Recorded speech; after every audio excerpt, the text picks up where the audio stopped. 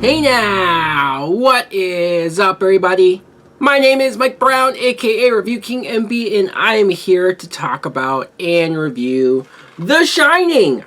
The Shining is a 1980 film that is directed by Stanley Kubrick and based off of the book with the same name written by Stephen King. Although Stephen King doesn't seem to really want to be associated with this movie. As you can see, it says Stanley Kubrick's The Shining. Usually it will say Stephen King's whatever movie that's based off of his books. He is notorious for not liking this movie, which is fascinating, especially because I am rewatching this.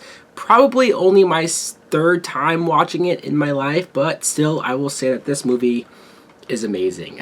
Before I even get into the plot, before I even get into the characters and the actors and whatnot, I just think this movie is directed amazingly. I think it's shot in there's this tone, this underlying tone throughout this whole movie that makes you tense, that makes you scared and nervous, and it's not the cheap type of scares. This is why I appreciate it so much, especially watching it now. I'm like, man, there's like no jump scares, there's no moments that are pandering or that are playing up to certain cliches or things that you see 1,000 times. No, this is just mood. This is just eeriness. This is just, you know, you're dreading that something bad is happening, and the movie doesn't even spell everything out for you. It does make you think, it does make you create your own theories, and I can't appreciate movies that do that. Jack Nicholson plays Jack Torrance, who's this guy that he's a father, a husband. He's trying to do the best he can, I guess. He gets hired to watch the Overlook Hotel, and he takes the job. The hotel is not open during the winter, so there's a few months where it's just closed. So it's Jack, his wife, and his son in this hotel, this huge, giant-ass hotel. Super creepy if you really think about how long you're in a big place like that. Even divorced from the ghost and anything supernatural that could be going on. I'm just talking about the isolation in general. I'm talking about how you're trapped because once the snowstorm hits, they can't go anywhere. And Jack is also using this time to write. He wants to be a writer, he wants to write something, and he doesn't really have the time to, so he's going to use this quiet time to do so. Shelley Duvall plays his wife, and she, man, I'm sure most people know by now what Shelley Duvall went through shooting this movie, as far as Stanley Kubrick making her do multiple takes of a lot of scenes, especially the really intense scenes, the scenes where she's crying or hysterical or has to be scared. I'm not sure why he did that, if he's just an asshole, or if maybe he didn't think she was doing a good enough job, so he wanted to get a real, visceral, crying, emotional reaction out of her, and he got it, because in those scenes she does deliver. But I don't know, it's because obviously this would never happen today. Obviously it's disturbing to know that, because now you're watching those scenes in under a new context. And also you get their son Danny, who, not only is it creepy just to have a kid this young in the danger that he's in, seeing the things that he's seeing, ghosts and whatnot, but I love this idea of this kid having something called The Shining. And first, it just seems like he has this imaginary friend, Tony, that he talks to and interacts with. It's very creepy how good this little kid is to not only play himself, but play the other personality. And he talks to himself with his finger, right?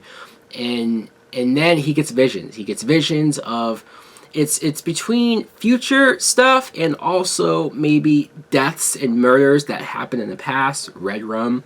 A lot of these ideas are very well played out. Once again, nothing is overtly spelled out to you. It's presenting ideas and it's letting you sit with it.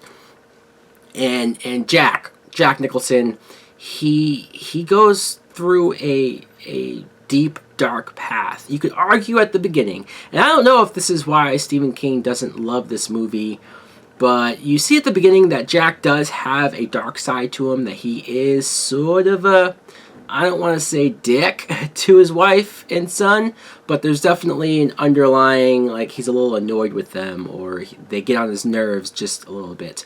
And so I don't know if maybe Stephen King wanted him to be more of a nice, good guy, kind of like the Amityville Horror, right? Where that guy showed no signs of violence or anger, and then the house does it to him. Maybe that's what he was going for. Maybe the hotel is supposed to change him completely. But I kind of like the idea that the hotel just brings out what was already there. It amplifies it. It makes him, sure, maybe he never would have gone this far, but it feeds on those inner thoughts, those dark inner feelings that Jack might just have.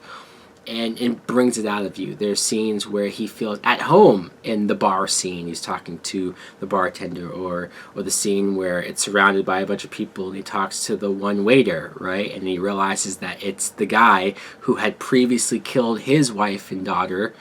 And just that scene, that interaction is so weird and so creepy. There's so many scenes like that. Obviously, anytime a ghost shows up, or you don't know whether something is really there or an hallucination, the scene obviously in the room 237, the old lady. Sure, she starts off as some tall blonde, but man, I forgot just how gross that old lady was. And then the classic moment of when Jack does come full force and he has the axe and here's Johnny. I feel like that scene was improvised. That line was improvised. It's so random, but yet so iconic in a lot of ways. But it's intense seeing Jack not only chase Shelley Duvall, but he's chasing Danny all around. And you have that end sequence of them running in that maze, but it's in the snow. There is that other character, the black guy, the chef from the hotel, who he too has the shining, and he tries to connect with Danny. I thought that was interesting as well, just the idea that other people too have this shining, and where maybe that could play out, how Danny sent this guy messages, and so that's what brought him over to try to help them. Obviously, he didn't do too well after that. And then the ending. The ending is so ambiguous as to what's really going on here. Was Jack at this hotel in a previous life?